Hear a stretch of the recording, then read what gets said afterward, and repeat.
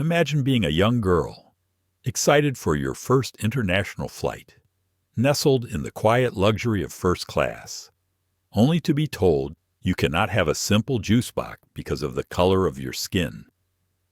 This is not just any flight.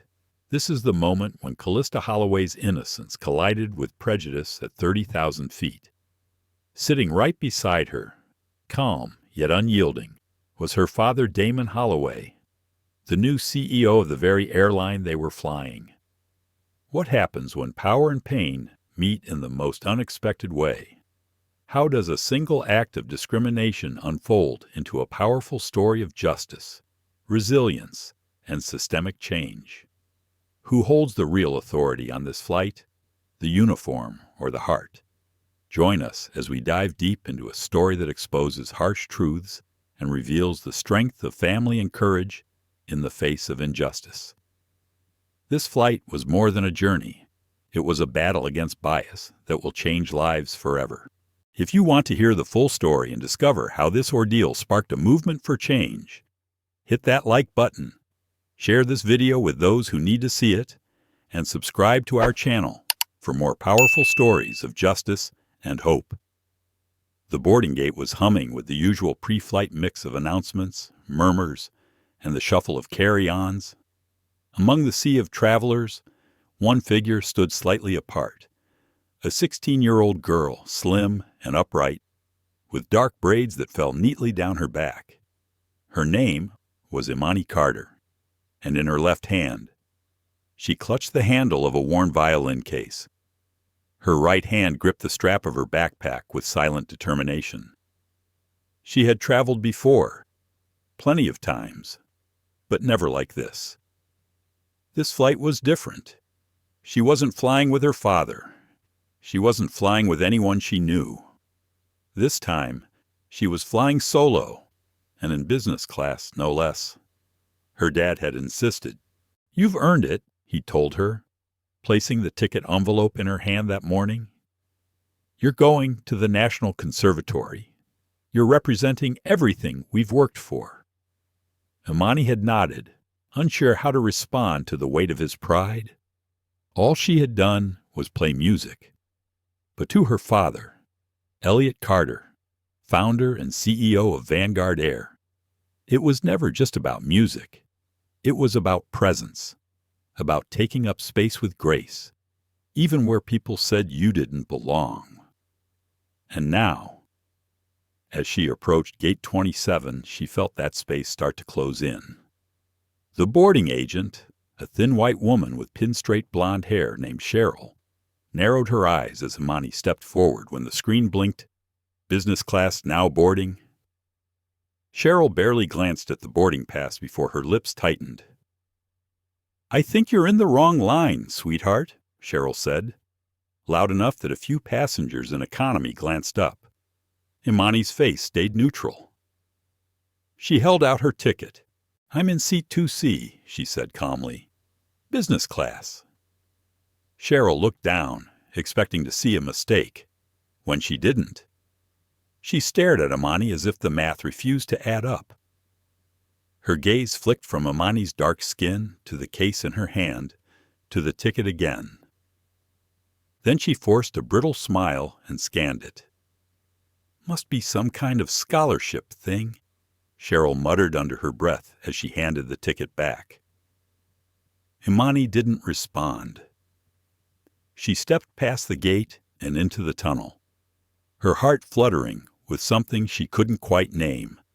Not anger, not fear, something quieter, something deeper. Row 2 was near the front. The wide leather seat with a pillow already tucked against the armrest felt like another world, from the last flight she'd taken to her regional audition, cramped in row 33 beside a crying toddler and a man who chewed sunflower seeds. She placed her violin carefully beneath the seat and pulled out her book, a thick volume of essays on music and memory. She had just opened it when she felt eyes on her. From across the aisle, a flight attendant was watching her. A white woman, mid-40s, hair tied back in a no-nonsense bun. Her name tag read Brenda. Brenda walked over. "Excuse me, miss. Can I see your boarding pass?" Imani blinked, startled. She showed it again. Brenda didn't smile. "You sure you're supposed to be in this seat?" "Yes," Imani said. "I already scanned in." Brenda gave a tight nod but didn't move. She looked at the violin case beneath the seat and frowned. "That'll need to go in overhead," she said sharply. "It's a 200-year-old instrument," Imani replied. "I was told by the gate agent it could stay beneath." Brenda's lips pressed into a thin line. She reached for the call button and pressed it. Imani watched her, confused. Then Brenda picked up the in-cabin phone. "Security," she said, her voice lower but still within earshot. "I have a passenger in 2C who's refusing to follow instructions. No ID shown. Maybe in the wrong seat." Imani's pulse stilled. The other passengers in the front rows turned to look, some curious, one man shaking his head. Brenda hung up, still not looking at her. Imani spoke softly. "You didn't ask me for ID?" Brenda didn't answer. Within minutes, a uniformed officer stepped onto the plane. His badge read, Officer Mallory. He looked at Brenda, then down at Imani, then back again. "She's what, 16?" he asked, puzzled. "Maybe," Brenda said, "but we can't take chances." Imani's voice, though steady, was tight. "I have a valid ticket. My name is Imani Carter. I'm a minor flying to New York for a music program. Please, don't treat me like I don't belong." Mallory hesitated. Brenda didn't. "She's being disruptive," Brenda said, "and that case is a safety issue." A silence settled. One of the passengers nearby, a woman in her 30s, raised her phone and began recording. Brenda noticed and quickly turned away. Then came the voice over the gate intercom. "We are temporarily pausing boarding. Thank you for your patience." Imani sat motionless, her hands folded over the violin case like it was her only anchor. She didn't cry. She didn't speak. She waited. Her father had taught her that sometimes the most powerful thing you could do was be still. But inside, her mind raced. Was this about the violin? About her seat? Or about something else entirely? She remembered her father's words again, just hours ago. "If anyone ever makes you feel small, you look them in the eye and remind them who you are. Even if you say nothing, they'll feel it." Imani exhaled. A few minutes later, heavy footsteps echoed in the cabin. A tall man in a gray suit stepped into the doorway. His face was stone, his voice calm, but unshakable. "Where is my daughter?" he asked. Everyone turned. Brenda paled. The man stepped forward and extended his hand to Imani. "You okay, sweetheart?" She nodded once. Just once. The officer stepped back, realizing who he was speaking to. "I'm Elliot Carter," he said slowly, "CEO of this airline, and this flight is not leaving until we talk." The silence that followed was total. The overhead bin clicked shut as the flight attendant, Monica Hayes, offered a practiced smile. But her eyes didn't match. They lingered just a little too long on the 16-year-old girl in seat 2A. Delilah James sat upright, violin case tucked tightly against her knees, boarding pass in hand. She wore a soft navy cardigan and a white linen dress, both clean and crisp, like someone who had been raised to always show up just a little more prepared than necessary. Her curls were neatly pulled back, her gold stud earrings simple, like the kind her mom said, "Don't shout, just speak." She had done everything right. Polite tone, quiet voice, followed the signs, showed her ticket, so why was she still being watched? She could feel it like a heat at the back of her neck. A judgment unspoken, but deafening. Monica's gaze flicked away only when another passenger walked by. a man in a worn business suit, chatting loudly on the phone. He bumped his bag against Delilah's arm without apology. Delilah shrank back, murmured, "Sorry," though she wasn't at fault. That was how she'd been taught to survive moments like this. Monica came back. "Sweetheart, are you sure you're in the right seat?" she asked with a smile so tight it could slice. Delilah lifted her ticket. "Yes, ma'am." 2A. "My name is Delilah James." Monica took the ticket, lips pursing. She glanced around as if waiting for someone to back her up. The man in 2C, an older white gentleman with a newsboy cap, cleared his throat but didn't look up from his crossword. "I see," Monica said slowly. "This is first class." "Dear, well, we don't usually—" Delilah's voice stayed even. "Yes, I know. My father booked it." Another pause, another flicker in Monica's eyes. Delilah could read the silence as clearly as if it had been shouted. First class wasn't made for girls who looked like her, not young, not black, not quiet.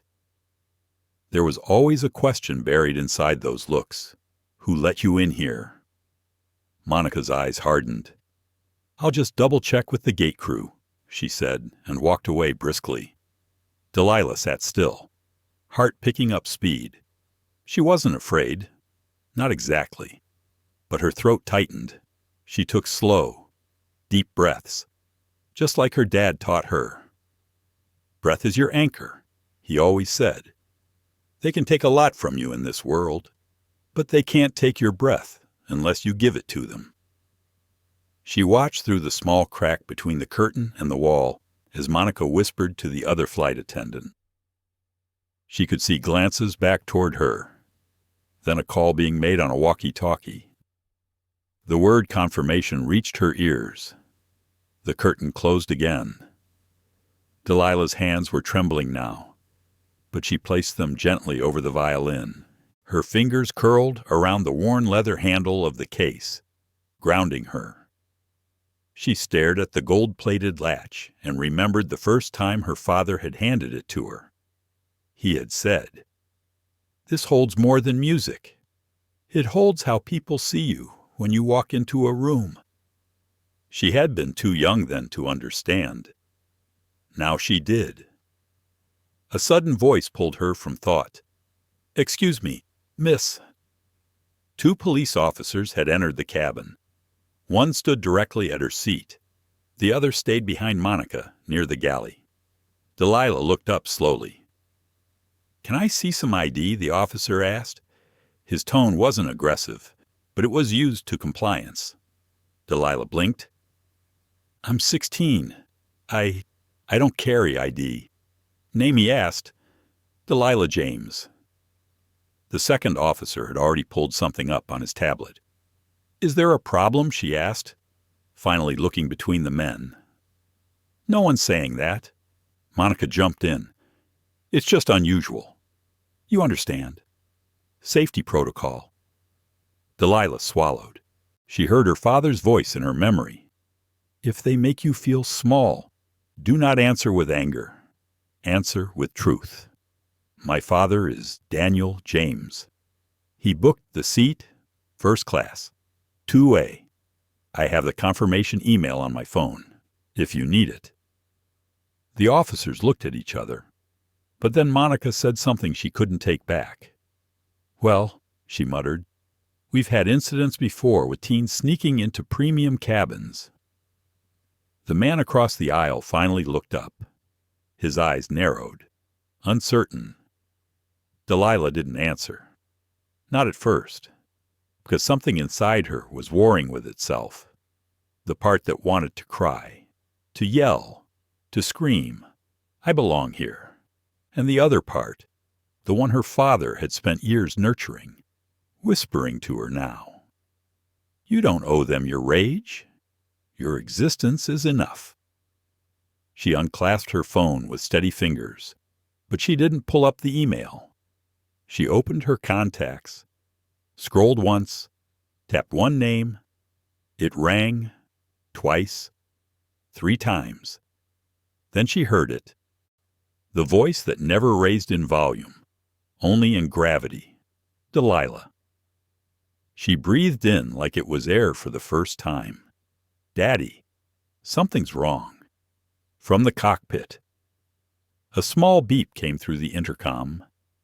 The captain's voice, cheerful and oblivious, came on to announce a slight delay for final boarding clearance, but in the front cabin, tension bloomed like a crack in glass. Delilah handed the phone to the officer. "My father would like to speak with you." The officer took it hesitantly. "Hello?" There was a pause. Then his entire face changed. "Yes, sir," he said. "Understood." He handed the phone back wordlessly. Within 45 seconds, everything shifted. Monica was pulled aside. The officer, who had stayed by the galley, whispered something into her ear that drained the color from her face. She looked at Delilah, really looked at her, as if seeing her for the first time. Delilah did not look away. Instead, she sat up straighter, the violin still resting on her lap, a symbol of everything she carried and everything she was told she could not be. The curtain parted again, and this time, her father stood there. He wore a gray suit, his eyes calm, but burning with something deeper. Behind him, another officer was talking into a headset. Two men in airline badges followed closely behind. No one said a word as Daniel James stepped down the aisle. His voice, when it came, was soft. "I'm here for my daughter." Delilah didn't cry. Not yet. She didn't move. Not yet. But something in her, something old and aching, finally stood up, not with fists, but with presence, and everything else in the cabin, the whispers, the judgment, the eyes suddenly felt very, very small. The intercom buzzed overhead as the aircraft began final boarding. Passengers shuffled down the narrow aisle, bags brushing against seat backs, and the steady thrum of boarding zone announcements faded into the hum of quiet expectation. Olivia Harris sat still in seat 3A, her eyes trained on the back of the boarding line. Her phone rested face down in her lap now, her grip loose but tense. Every few minutes, she looked over to her daughter, Amara. The teen sat beside her, headphones half on, gaze wandering the plane's interior with a wary curiosity. Her hands were folded politely in her lap, posture straight but not stiff. Olivia had taught her that from early on. Sit with dignity, carry your own weight, be gracious, but never invisible. The flight attendant, Gwen Halford, returned from the galley with 2 glasses of sparkling water. She offered one to the white couple across the aisle and then set the other down at the tray for 3C, avoiding eye contact with Olivia. Her avoidance was too deliberate to ignore. It wasn't anger. It was worse. It was the silence of subtle judgment. "Excuse me," Olivia said quietly. "My daughter and I didn't receive any pre-departure beverages." Gwen turned, her lips pressing together into a smile so taut it could snap. "I believe I've taken care of the appropriate seats, ma'am. I'll be back shortly." She walked off without waiting for a reply. Amara's eyes met her mother's. "It's starting again, isn't it?" Olivia didn't answer right away. Her throat was tight. She reached over and gently squeezed her daughter's hand.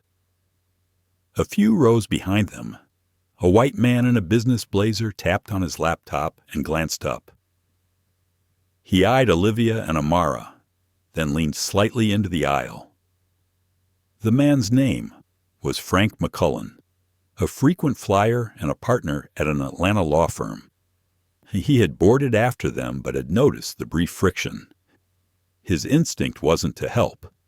It was to observe. Within minutes, Gwen returned not with drinks, but with another flight attendant. This time a tall younger man named Seth. His expression was less composed. Gwen whispered something to him. and he walked toward Olivia. "Ma'am, we may need to verify that you and your daughter are seated in the correct section. Can I see your boarding passes? Please." Olivia blinked. "Is there an issue with our seats?" "It's just a quick check," Gwen cut in, voice syrupy and loud enough for the nearby rows to hear. "We've had misbookings lately." "Mom," Amara whispered, her voice catching. "Why are they asking?" "Only us." Olivia reached for her leather bag, pulled out the paper tickets, and held them out. These were scanned at the gate. "We are in 3A and 3B. We're both Platinum Elite with Skyfleet." Gwen didn't reach for the tickets. Instead, she stepped back and murmured to Seth. He nodded. "I'm sorry, but I'll need you to come with me for a moment." "Ma'am," he said. "Both of you."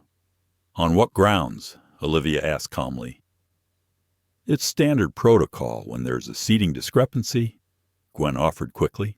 "We just need to check with the gate." "There is no discrepancy," Olivia replied, her voice even but firm.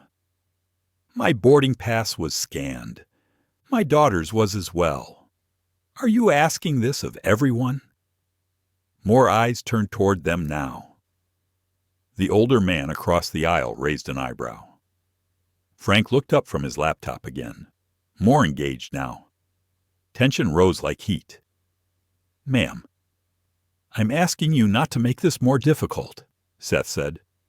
"You can cooperate, or we can involve airport security." That phrase, it hung in the air like a bad chord. Amara's breath caught. She turned to her mother with fear in her eyes.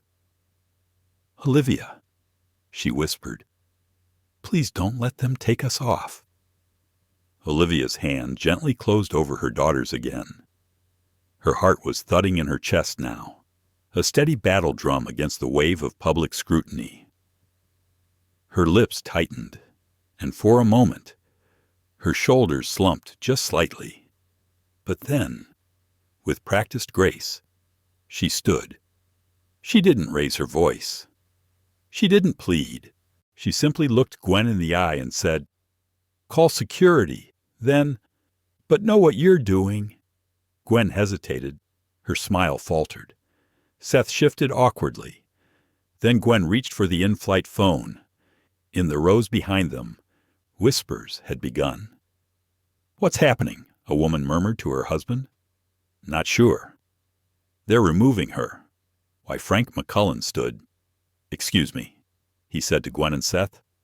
"I saw these two board early. They were among the first. There was no issue." "Sir," Gwen said, annoyed. "Please remain seated." "I'm not trying to intervene," Frank said slowly. "But if you remove them without cause, you may want to be very sure of your policy. This feels—" He didn't finish, but everyone knew what the word would have been. Discriminatory. The word didn't have to be spoken.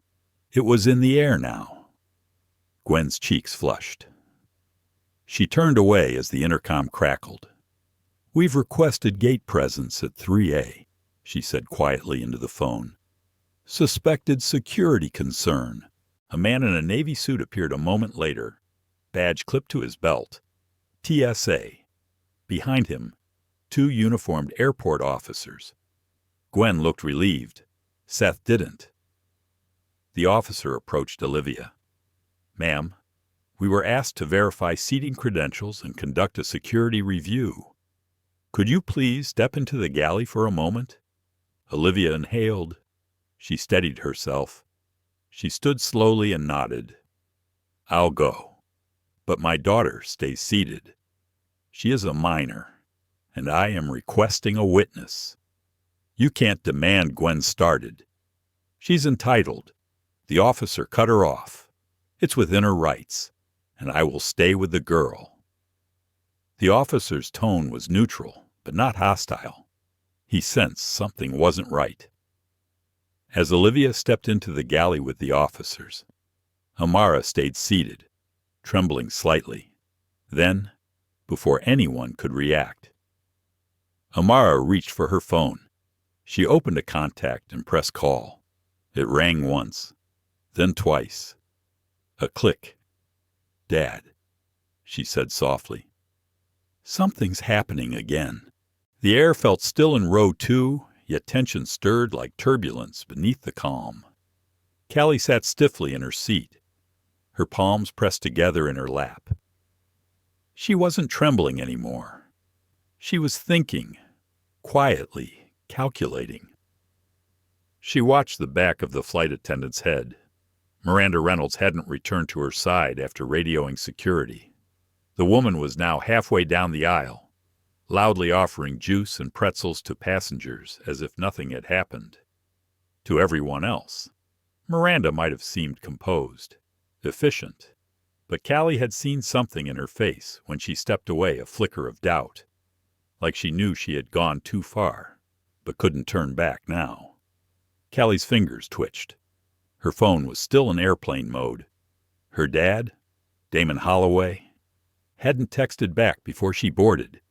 She was alone up here, and yet something inside her told her she wasn't. A warm voice interrupted her thoughts. "You all right?" "Sweetheart," the woman next to her asked softly. Callie turned.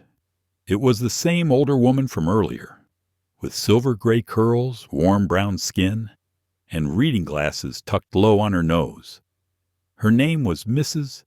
Evelyn Marks. She'd introduced herself earlier, just before takeoff. Callie tried to smile. "I'm okay." Evelyn gave her a long look. "You shouldn't have to be. That wasn't okay." Callie's eyes dropped. "I've seen it before," Evelyn said gently. "Politeness weaponized as control. I know that mask the attendant wears. She thinks she's right. But honey, you've done nothing wrong." Callie looked down, struggling to swallow the heat rising in her throat. "She didn't ask for ID from the man 2 rows behind you.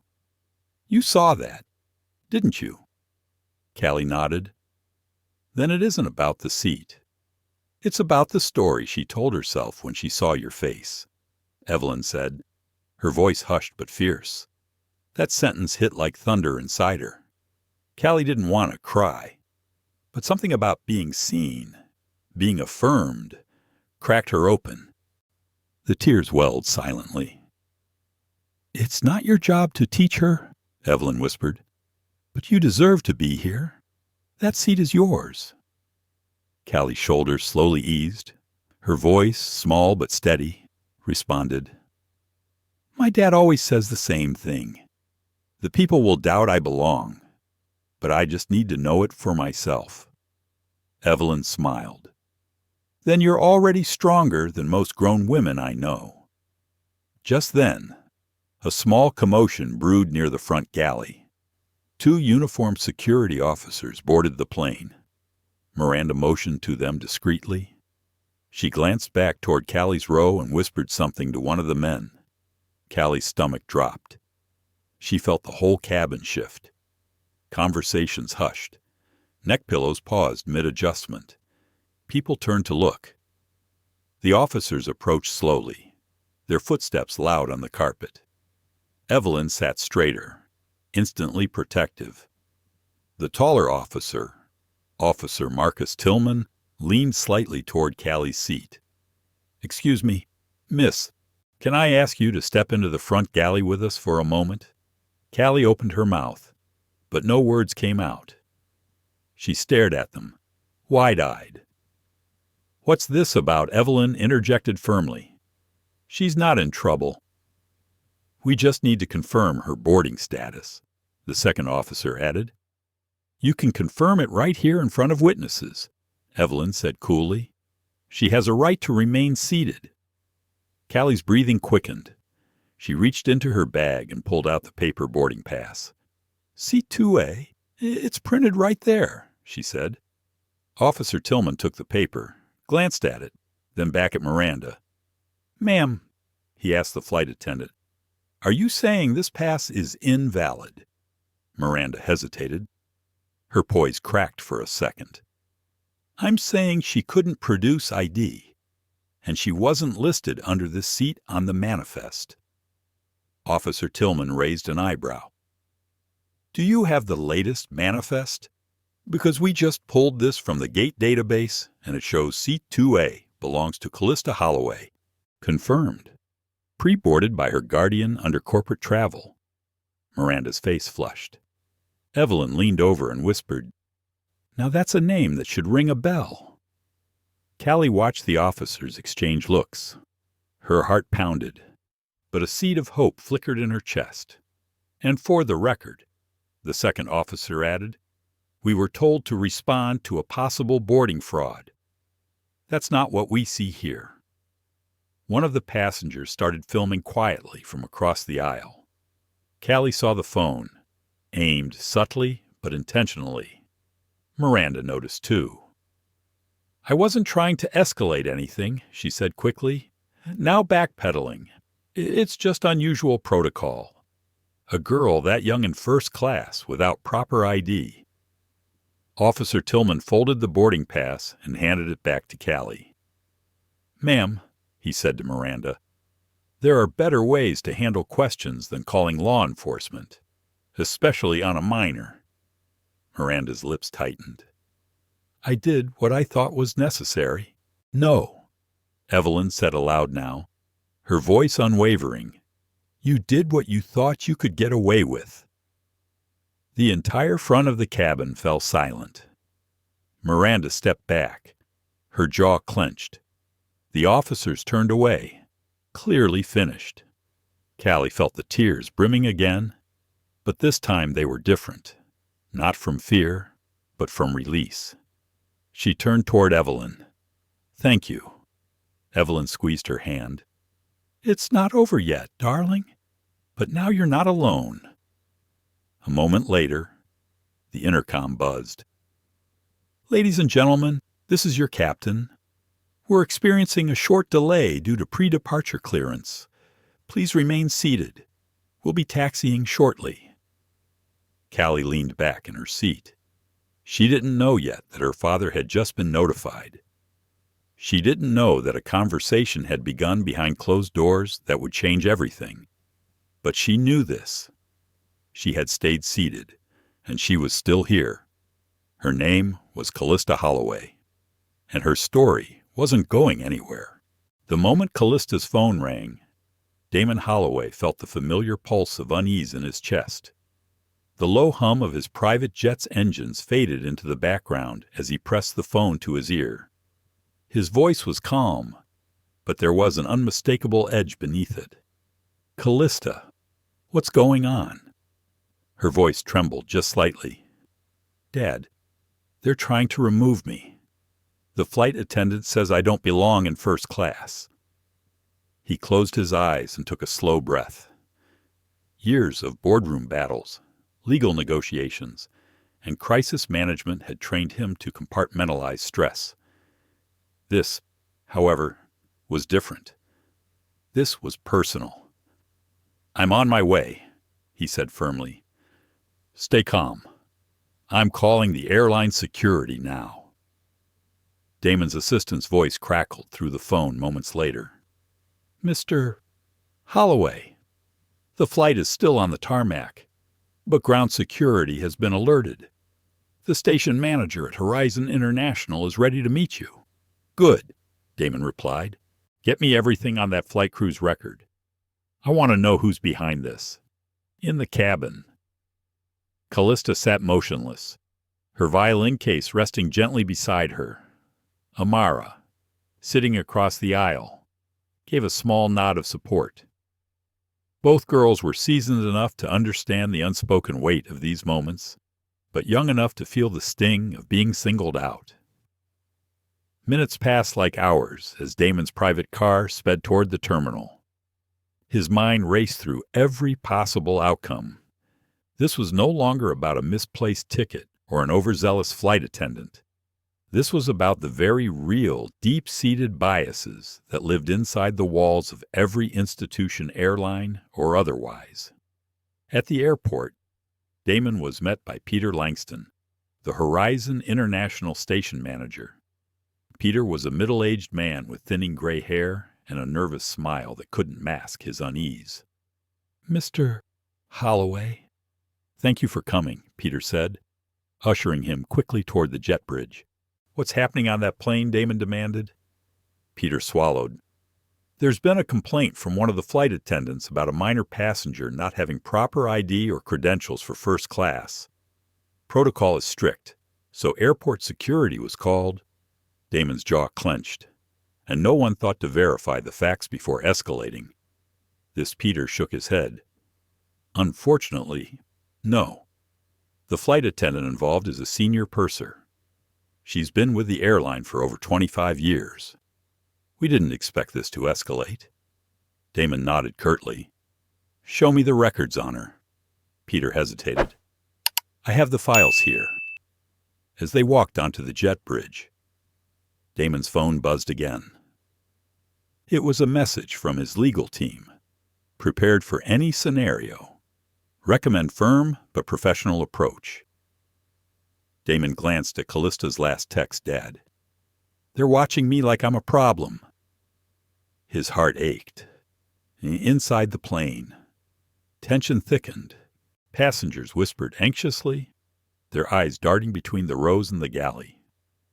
Some passengers fidgeted, sensing the disruption but unsure what to make of it. Flight attendants exchanged furtive glances, whispers punctuated by sharp breaths. Monica, the flight attendant who had first raised the alarm, sat stiffly near the galley, her eyes darting to the cockpit. She clutched her service tablet like a shield. Then, suddenly, the curtain at the front of the cabin parted. Damon Holloway stepped into the aisle. His presence was magnetic calm but undeniably powerful. He was dressed in a tailored navy suit, the fabric whispering authority. His dark eyes scanned the cabin, resting briefly on every face, every seat. "Ladies and gentlemen," he said, voice clear and steady, "I apologize for the interruption." Passengers turned their heads, some recognizing him, others only feeling the weight of his presence. "This is my daughter, Callista Holloway," Damon continued. "She is a passenger on this flight, seated in seat 2A. I am the CEO of this airline." A ripple of murmurs spread through the cabin. Monica's face went pale. She opened her mouth, but Damon raised a hand. "Please," he said gently but firmly, "let me explain." He walked over to Monica, who now looked like a cornered animal. "This was not an isolated incident," Damon said quietly, locking eyes with her. "Your actions today have caused significant distress to my daughter and to me." Monica blinked, swallowing hard. "I was just following protocol." "Sir," Damon's gaze didn't waver. "Protocol's a guideline, not an excuse to discriminate. There is a difference between following rules and weaponizing them against people." The cabin fell silent. Damon turned to the other flight attendants, many of whom avoided eye contact. He addressed the passengers next. "You have all witnessed a moment that should never have happened.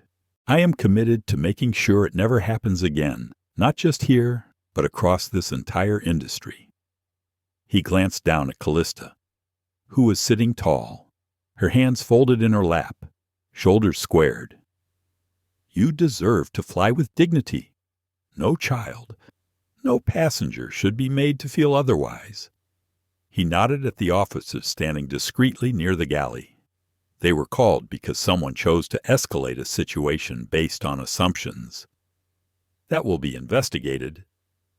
Officer Tillman stepped forward, his expression serious. "We are conducting a review of the incident." Damon turned back to Monica. "Your employment will be suspended pending a full investigation. I expect a report on my desk by Monday morning." Monica's composure cracked. She looked around as if searching for support, but none came. Damon's voice softened just a touch. "Callista is not just my daughter. She is a young woman with dreams and talent. She has worked hard to be where she is today. You failed to see her. Tears glistened in Callista's eyes. Her throat felt tight. Damon knelt beside her seat, taking her hand gently. "Are you okay, little one?" he whispered. Callista nodded, the tension melting into relief. "Yes, Dad," she replied. The announcement came from the captain again. "We apologize for the delay. We will be taxiing shortly. Thank you for your patience." Passengers settled back into their seats, the weight in the cabin easing slightly. But Damon knew the real work was just beginning. As the plane prepared for takeoff, he sat beside Callista, hands intertwined, heart full. They had faced a storm at 30,000 feet, and they had stood firm. The cabin settled into a brittle quiet after Damon's intervention. Passengers whispered cautiously, the hum of engines filling the gaps.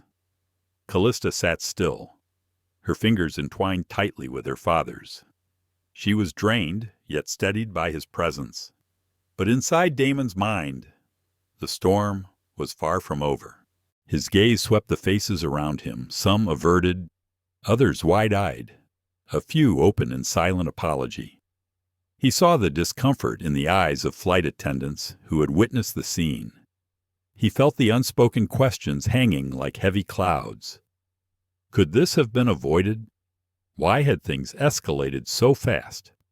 What kind of world allowed his daughter to be treated like a threat in her own seat?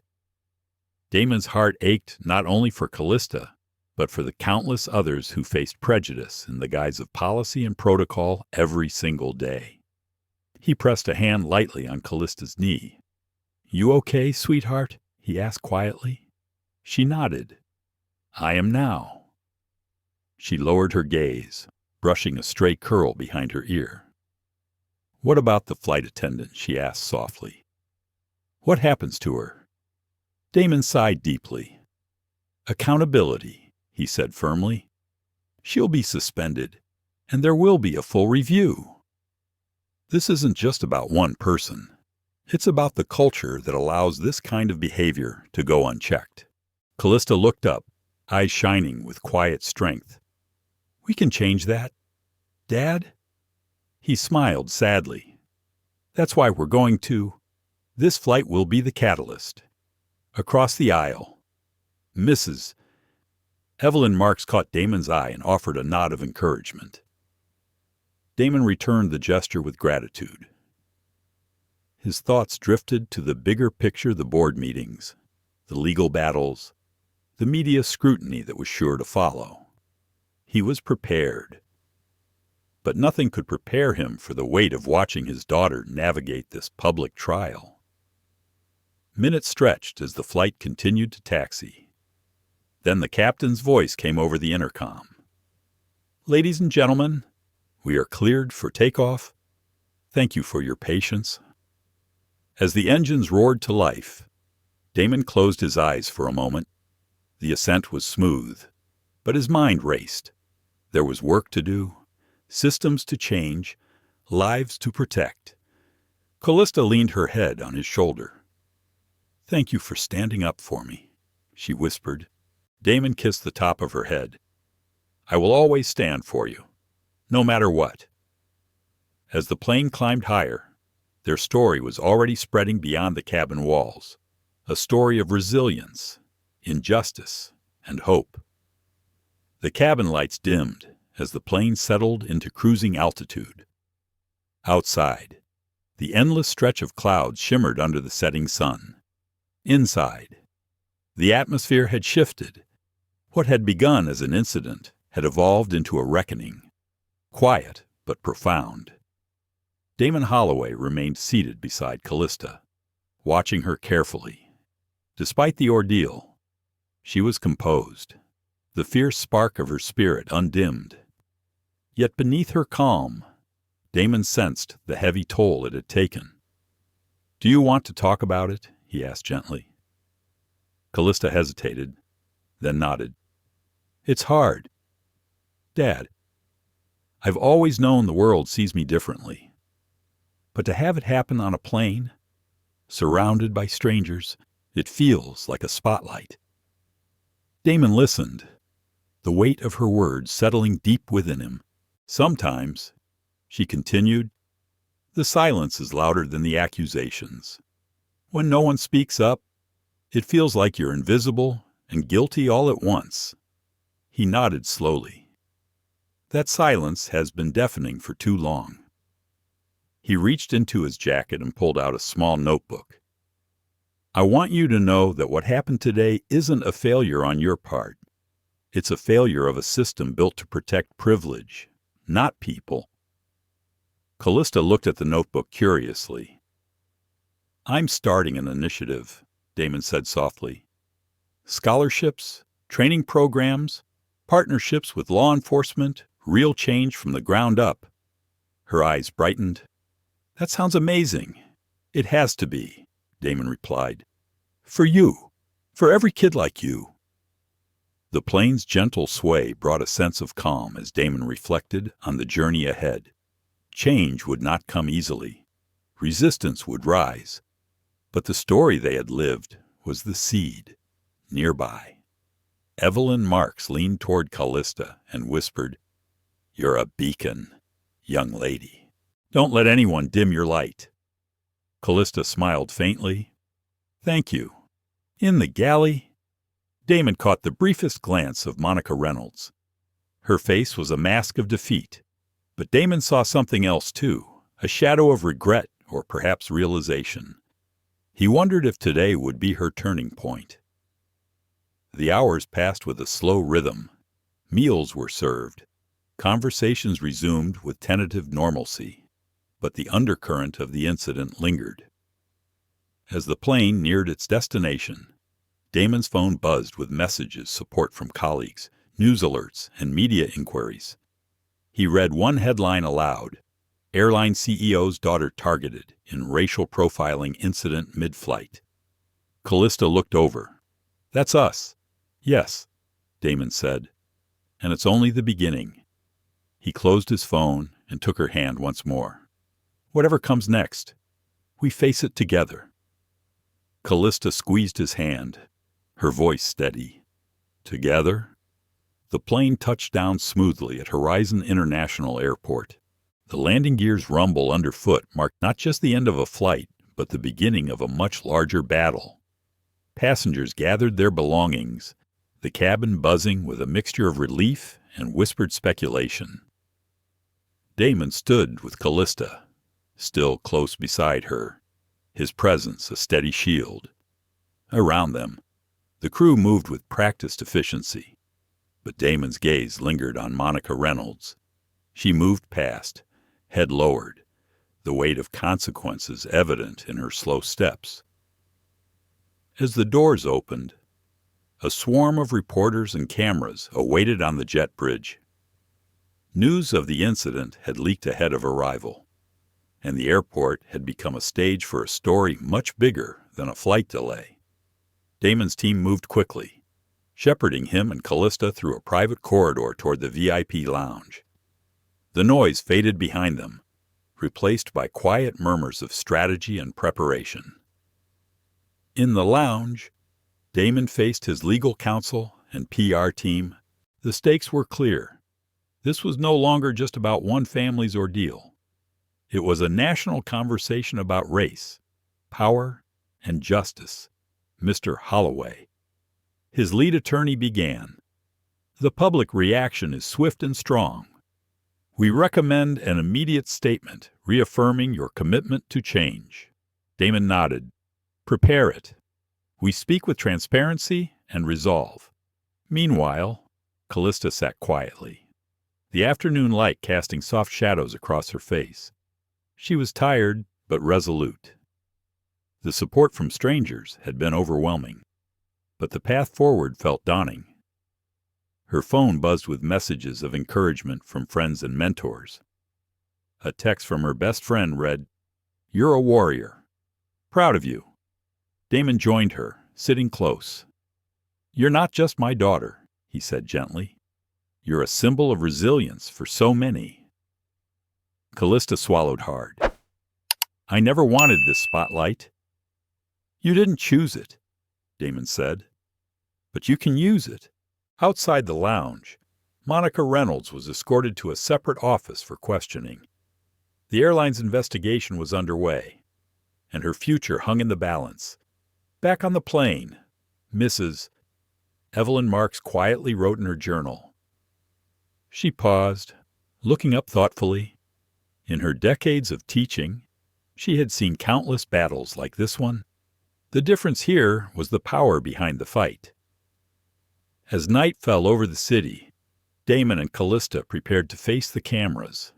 The world was watching, and their voices would shape the narrative. In the quiet moments before stepping into the spotlight, Damon took Callista's hand. Whatever comes next, we face it side by side. She nodded. Together. The bright lights of the press room felt almost surreal to Callista. Cameras clicked, microphones hovered, and a sea of reporters leaned forward, waiting for every word. Damon stood beside his daughter, his posture calm and unshakable. This was more than a press conference. It was a defining moment for the airline, for his family, and for countless others who had felt invisible for too long. Good afternoon, Damon began, his voice steady. Thank you all for being here on such short notice. He glanced down at Callista, who offered a small, determined smile. This afternoon, I want to address an incident that occurred aboard one of our flights, a moment that no passenger should ever experience. He paused, letting the weight of his words settle. My daughter, Callista Holloway, was subjected to unjust treatment on that flight. She was singled out, harassed, and made to feel as if she did not belong simply because of the color of her skin. The room was silent except for the occasional scribble of pens and soft murmurs. We have launched a full investigation into the conduct of the crew involved. I want to assure you that accountability will be swift and comprehensive. A reporter raised a hand. Mr. Holloway, what steps is the airline taking to ensure this doesn't happen again? Damon nodded thoughtfully. We are implementing mandatory anti-bias training for all staff. We are partnering with civil rights organizations and experts to overhaul our policies. He looked directly into the cameras. This is not just a statement, it is a commitment. We owe our passengers respect and dignity. Then Damon turned to Callista. Callista, would you like to say something? Callista took a breath, steadying herself. I never thought something like this would happen to me, especially on a plane. It hurt, but it also made me realize how important it is to stand up not just for myself, but for everyone who has been treated unfairly. Her voice was clear, sincere, and carried the weight of her experience. We need to change how people see each other. It starts with listening and understanding. A wave of applause filled the room. After the conference, Damon and Callista retreated to a quieter space. The adrenaline was fading, replaced by exhaustion and relief. Damon wrapped an arm around her. You were incredible. Callista smiled tiredly. I had to be outside. The story was already spreading across social media, igniting conversations and debates. The airline's stock took a slight dip, but began to recover as Damon's message resonated with the public. Back in the airport, Monica Reynolds faced her own reckoning. The airline's HR team had scheduled a meeting to discuss her future. In a small office, Monica sat alone, the gravity of her actions sinking in. For the first time, she saw the human cost of her decisions, not just a policy, but a child's dignity. Elsewhere. Evelyn Marks sat quietly in a cafe near the airport, sipping tea. She smiled softly, knowing that moments like these, while painful, were the cracks where light seeped in. The days following the incident were a whirlwind for Damon Holloway. Meetings filled his schedule from dawn until dusk. He navigated the complex web of corporate leadership, public relations, and legal obligations with a calm determination that belied the turmoil beneath. Callista returned to school, greeted by friends who showed their support in quiet but meaningful ways. Yet, the experience lingered in her mind, a shadow that refused to fade completely. One evening, as the city lights flickered outside their apartment window, Damon and Callista sat together in the living room. The quiet was comfortable, a rare respite in their otherwise hectic lives. "Dad," Callista began softly, "do you think what happened will really change anything?" Damon looked at her thoughtfully. Change is never immediate. It's a slow process, but every step forward matters. She nodded, her eyes reflecting a mix of hope and caution. "Sometimes I feel like the world is just too big to fight. Then we fight for the parts we can reach," Damon replied. "We start with one flight, one policy, one person." Callista smiled faintly. "Like the Amar initiative you're setting up." "That's right," Damon said. "It's about creating opportunities and education. It's about breaking cycles of bias and exclusion." Across the city, the airline's training programs began rolling out. Flight crews attended workshops that challenged long-held assumptions and encouraged empathy. Videos shared stories like Callista's, putting faces to the statistics. Not everyone welcomed the changes. Some staff resisted, clinging to old ways. But Damon faced that resistance with the same quiet strength he showed on the plane. Meanwhile, Monica Reynolds grappled with her own reckoning. The suspension was a blow, but it forced her to confront biases she had ignored for too long. Therapy sessions and training opened new perspectives. She reached out to Damon with a tentative apology, a gesture he acknowledged but knew was just the beginning of a longer journey. Callista's school community also began to shift. Teachers introduced lessons on diversity and inclusion, and students participated in discussions that once felt taboo. The story of one flight had sparked a ripple effect, small, uneven, but undeniable. One afternoon, Damon received an invitation to speak at a national aviation conference. It was an opportunity to share their experience and advocate for systemic change on a broader scale. As he prepared his speech, Damon reflected on the path ahead. The fight for justice was never straightforward, but it was necessary. He glanced at Callista's violin case resting by the door. She was more than a passenger on that flight. She was a symbol of hope and resilience. Together, they had faced adversity at 30,000 feet. Together, they would help others soar higher. The day of the aviation conference arrived with a crisp morning breeze. Damon Holloway stood backstage, watching the steady stream of attendees filing into the grand hall.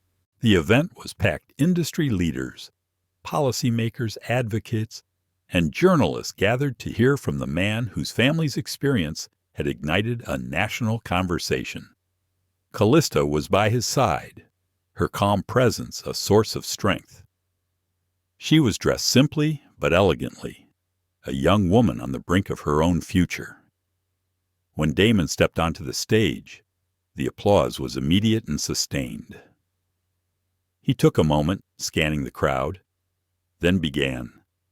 "Thank you for the warm welcome.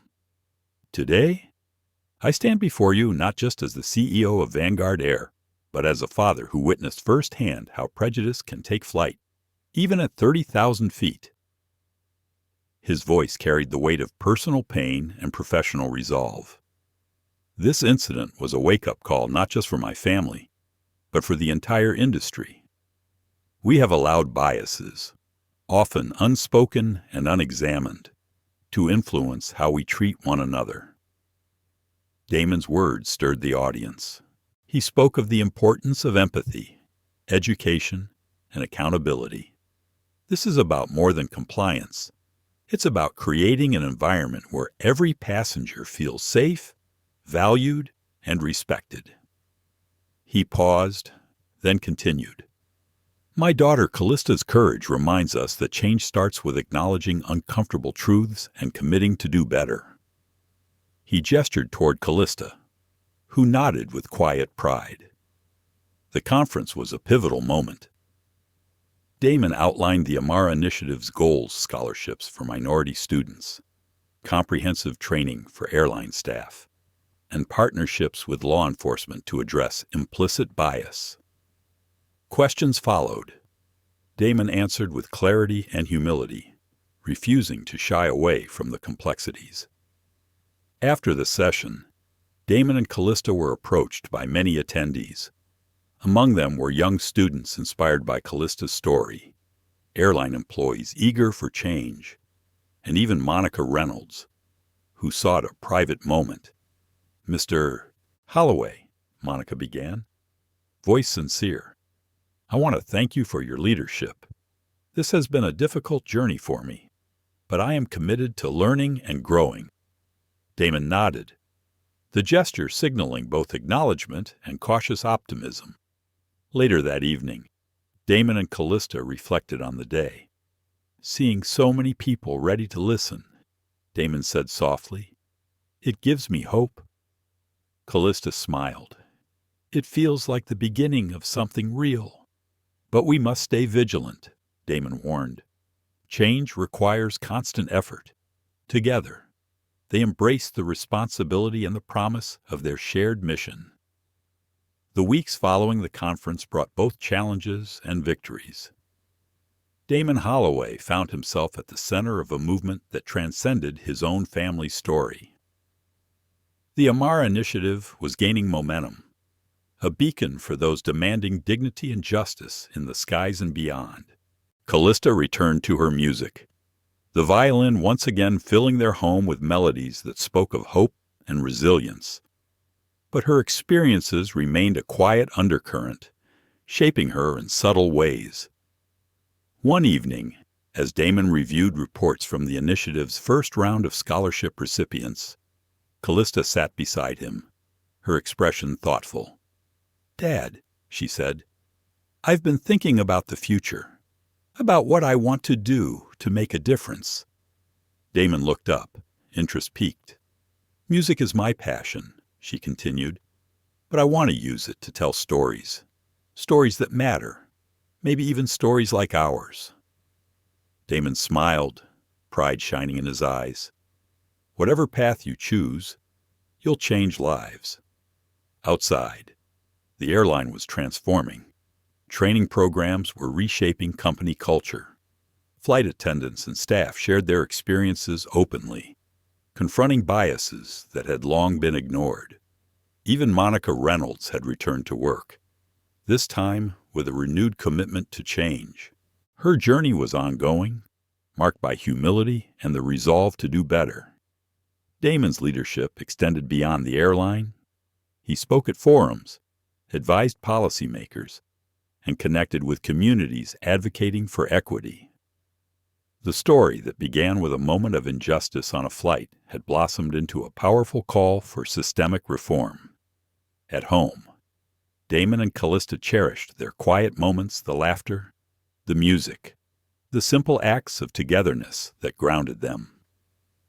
One clear morning, Damon stood on the balcony overlooking the city, Callista's violin case in hand as she prepared for a recital.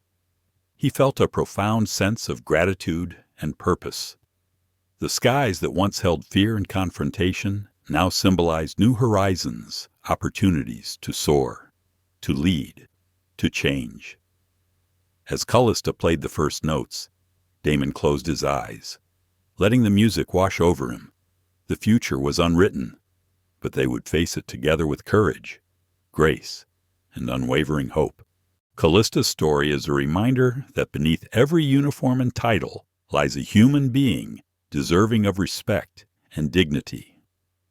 Her father Damon's quiet strength and unwavering love shielded her from a world still grappling with prejudice. But this is not just their story. It is the story of countless others who face discrimination every day, often unseen and unheard. We honor their courage and call out injustice wherever it hides. This journey teaches us that change is possible when we confront bias with empathy and action. It challenges us to reflect on the systems that allow such moments to occur and inspires us to be part of the solution. As Callista and Damon showed us, real power comes not from position, but from character and compassion. Thank you for watching and standing with us. If this story moved you, please like, share, and subscribe to our channel. Your voice and support help us continue telling stories that matter and inspire change. Stay tuned for our next video, because every story has the power to transform.